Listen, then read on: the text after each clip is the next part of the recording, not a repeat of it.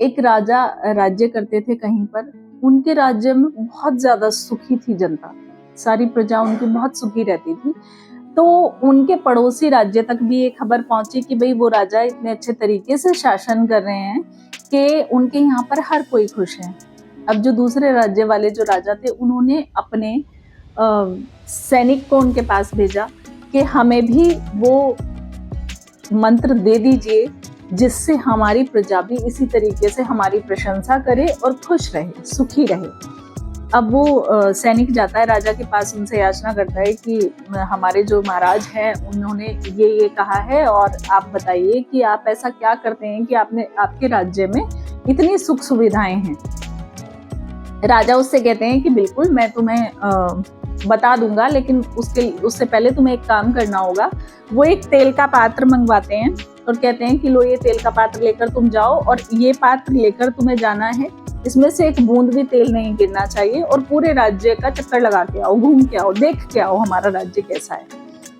अब वो जाता है, अब वो राज्य देख रहा है चारों तरफ और तेल का पात्र लेकर चल रहा है, तो वो सारे रास्ते वो तेल का पात्र छलकता रहता है, तो उसका सारा तेल बिखर जाता है। अब वो राजा के पास आ जाता है। राजा कहता है देख लिया तुमने हमारा राज्य? कि जी देख लिया है, लेकिन ये तेल का पात्र तो खाली हो गया है। अब वो कहता है कि ये तुम्हारी सबसे बड़ी गलती है कि ये तेल का पात्र खाली हो गया है, जबकि मैंने तुम्हें कह के भेजा था कि इसमें से एक बूंद भी तेल नहीं गिरना चाहिए। अब वो अपने सैनिक को बुलाता है और बिल्कुल यही आदेश वो अपने सैनिक को देता है कि ये तेल का पात्र लेकर जाओ और पूरे राज्य का चक्कर लगा के आओ। उनका सैनिक भी जाता है, वापस आता है, तेल के पात्र से एक बूंद भी तेल नीचे नहीं गिरा था। राजा कहते हैं यही अंतर है तुम्हारे महाराज के राज्य चलाने में और मेरे राज्य चलाने में। मेरे सैनिक ने राज्य की सुंदरता पर ध्यान नहीं दिया, उसने ध्यान दिया कि इस पात्र से तेल की एक बूंद भी व्यर्थ नहीं जानी चाहिए, क्योंकि ये हमारे राजा का आदेश है।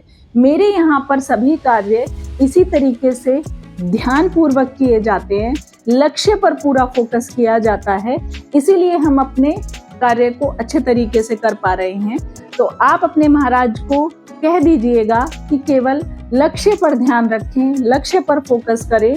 बाहरी चीजें तो आती जाती रहती हैं, इन पर ध्यान देने के बजाय जो वास्तविक समस्याएं हैं उनको सुलझाने पर ध्यान दें। उनका राज्य भी इसी प्रकार अच्छे तरीके से चलेगा। तो आप सबके लिए भी यही मैसेज है कि अपने लक्ष्य पर फोकस कीजिए, अपने एम पर फोकस कीजिए। ये जो बाहरी दुनिया है ये बदलती रहती है, बदलाव होते रहते हैं।